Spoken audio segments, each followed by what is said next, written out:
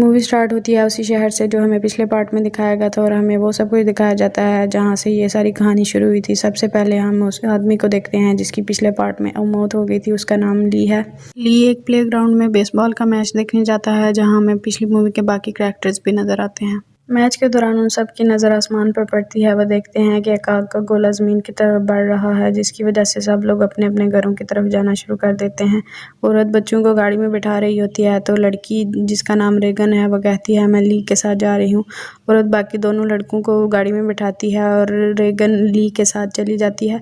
वो लोग ट्रक की तरफ बढ़ रहे होते हैं तो वो रास्ते में अपने दोस्त से पूछता है कि क्या हो रहा है तो वो कहता है अभी कुछ पता नहीं। वो दोनों जाकर ट्रक में बैठ जाते हैं। इतने में वहाँ पर एक पुलिस ऑफिसर आ जाता है। ली ट्रक से निकलकर उस पुलिस ऑफिसर से बात करता है।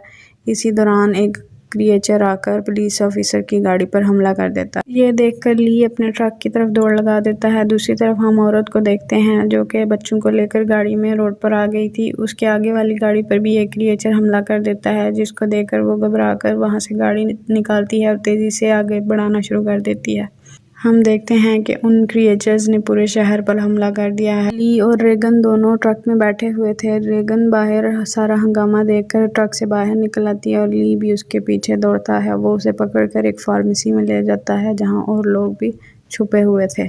वो सब बहुत डरे हुए थे। इसी दौरान एक क्रिएचर फार्मेसी के बाहर आ जाता है और वो वहाँ पर आवाज़ सुनने की कोशिश करता है। ये क्रिएचर्स आवाज़ पर हमला करते हैं, इसी वजह से वो वहाँ पर खड़ा होकर आवाज़ सुनने की कोशिश कर रहा होता है। इसी दौरान फार्मेसी में छुपी हुई एक लड़की के फ़ोन की घंटी बजती है जिसकी वजह से क्रिएचर अंदर आ जाता है और सब पर हमला कर देता है। ली और रेगन जल्दी से पिछली तरफ से बाहर निकलते हैं। क्रिएचर भी उनके पीछे पीछे बाहर निकल आता है। उसी तरफ औरत और बच्चे भी अब गाड़ी से निकलकर उसी जगह पहुंच चुके थे। वो पुलिस ऑफिसर की पलटी हुई गाड़ी के पीछे छुप जाते हैं। रेगन और ली भी दौड़ते हुए वहीं पहुंच जाते हैं और क्रिएचर भी उनके पीछे ही आ रहा होता है। इतने में पुलिस ऑफिसर खड़ा होता है और वो गन लेकर क्रिएचर के ऊपर शूट करता है और सीन कट हो जाता है। इसके बाद मूवी वहां से शुरू होती है जहां पिछली मूवी का एंड हुआ था। सब लोग बेसमेंट में थे जहां औरत ने क्रिएचर को शूट किया था। वो लोग जानते थे कि वो ली के बगैर वहाँ अकेले सर्वाइव नहीं कर सकते, तो इसलिए वो उस जगह को छोड़कर कहीं और जाने की तैयारी करने लगते हैं। जब सुबह होती है तो औरत शेड में कुछ सामान लेने जाती है। रेगन बेसमेंट में पड़े एक नक्शे पर कुछ निशान लगाने के लिए ऊंचे ड्रम के ऊपर जाकर बैठती है और निशान लगा लेती है। इसके बाद वो अपना सारा सामान बांधते हैं और घर से निकल जाते हैं। काफ़ी देर चलने के बाद उन्हें एक जगह से धुआं उठता हुआ नजर आता है। वो धुएं की तरफ बढ़ना शुरू कर देते हैं। चलते चलते वो एक फैक्ट्री के सामने पहुंच जाते हैं जिसमें अंदर जाने लगते हैं तो औरत का पाँव एक फंदे में अटकता है जिसकी दूसरी तरफ कुछ बोतलें लगी हुई थी। वो नीचे आती हैं तो आवाज़ आना शुरू हो जाती है। औरत को पता होता है कि आवाज़ सुनकर अब क्रिएचर वहाँ आ जाएगा, तो वो बाकी बच्चों को कहती है कि भागो।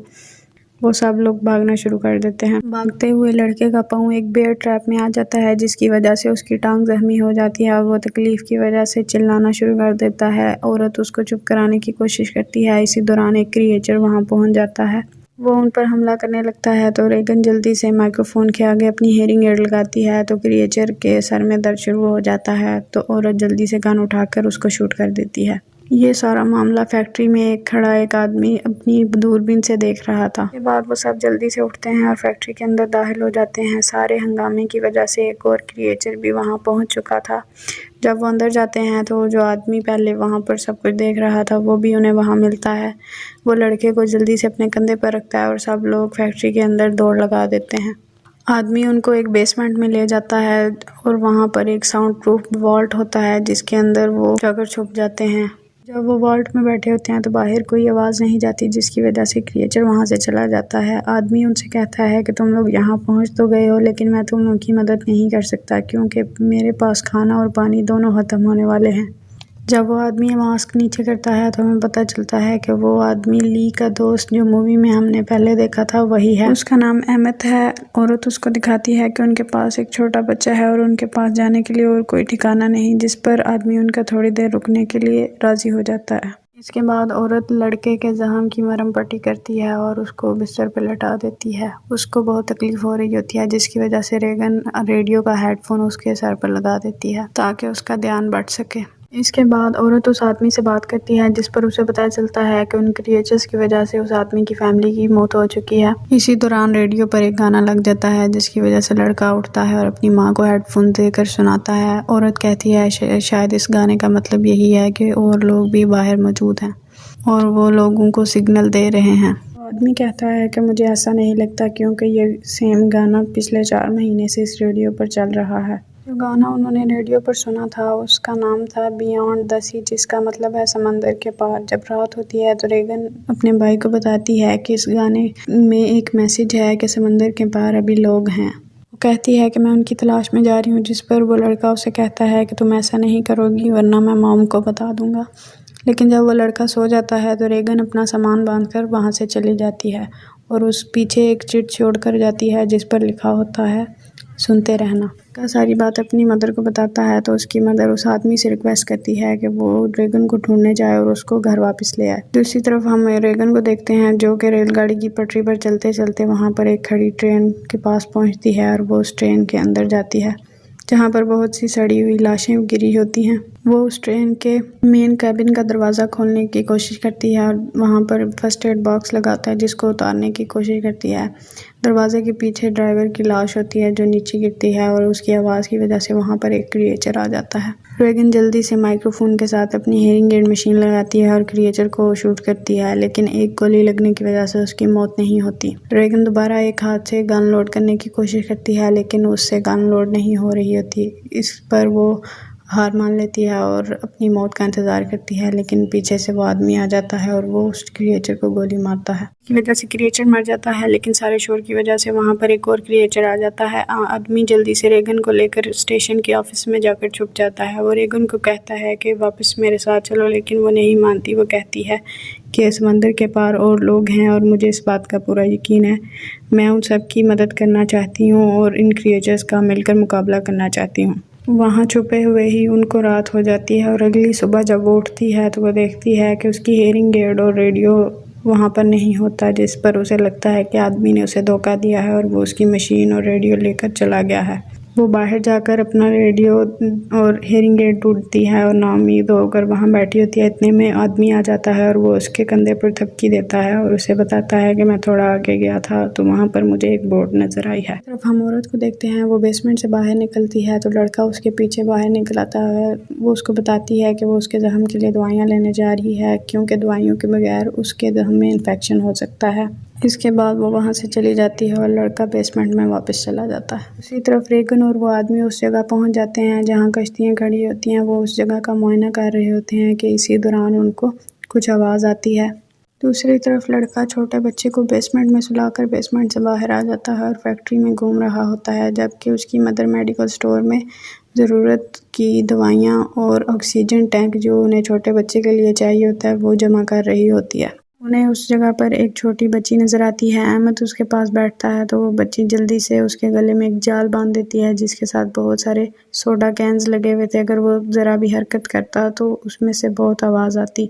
इसी दौरान बहुत से लोग उनको घेर लेते हैं और उनका सामान लूटने की कोशिश करते हैं। अहमद रेगन को इशारा करता है कि पानी में गोता लगा दो। वो पानी में गोता लगाती है तो अहमद जल्दी से उठता है और उनके लीडर को भी उसी जाल की मदद से जकड़ लेता है। उन कैन के बजने से आवाज़ आती है और वहाँ पर एक क्रिएचर आ जाता है और उन सब लोगों को मारना शुरू कर देता है। अहमद उनके लीडर को एक पिलर के साथ बांध देता है और उसकी टांग में एक चाकू मारता है जिससे वो चिल्लाता है और क्रिएचर उस पर हमला करता है तो अहमद जल्दी से पानी में गोता लगा देता है। वहाँ पर 2 क्रिएचर्स थे और वो सब पर हमला करके सबको मार देते हैं।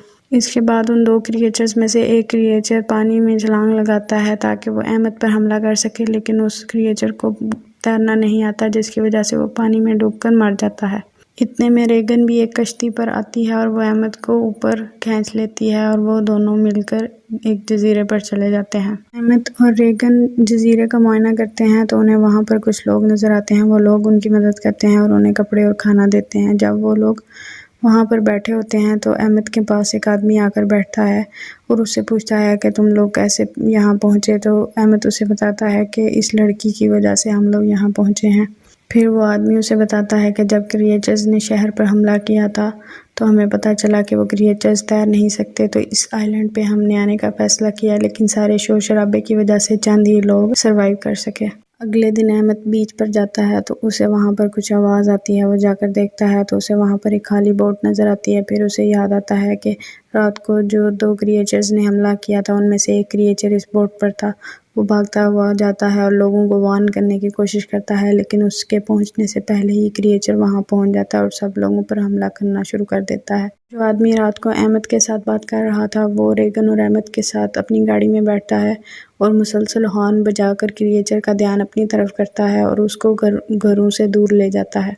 वो लोग उस आइलैंड के रेडियो स्टेशन के बाहर जाकर रुक जाते हैं और उसके अंदर चले जाते हैं, लेकिन अंदर जाकर आदमी कहता है कि मुझे अपनी फैमिली के पास जाना होगा और मुझे उनकी हिफाजत करनी होगी। लेकिन वो वहाँ पर खड़ा होता है तो इतने में क्रिएचर आता है और उसको खींचकर बाहर ले जाता है।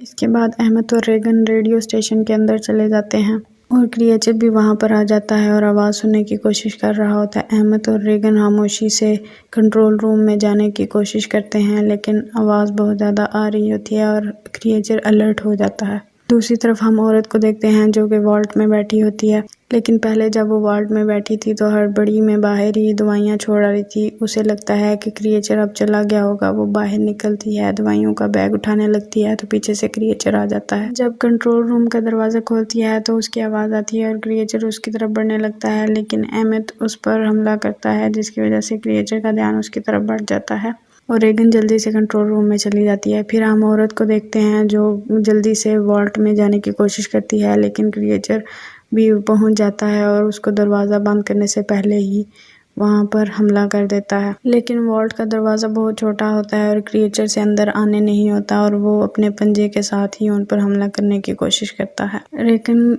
कंट्रोल रूम में जाकर स्विच ऑन कर देती है और वहां पर लगे माइक्रोफोन के साथ अपनी हेयरिंग एड को लगा देती है, जिसकी वजह से हाई फ्रिक्वेंसी की आवाज़ आना शुरू हो जाती है और क्रिएचर तड़पने लग जाता है। दूसरी तरफ लड़के ने भी रेडियो के हेडफोन को अपने सर पर लगाया हुआ था, उसे भी वो आवाज़ आ जाती है। वो जल्दी से उसका प्लग निकालता है और उस आवाज़ को ऊंची कर देता है। इस वजह से उस क्रिएचर के सर में भी दर्द शुरू हो जाता है। इस तरफ रेगन एक लोहे का रॉड उठाती है और क्रिएचर के सर में मार देती है और दूसरी तरफ लड़का भी वहां पर बड़ी बंदूक लेकर क्रिएचर को शूट कर देता है और इसी पर मूवी का एंड हो जाता है।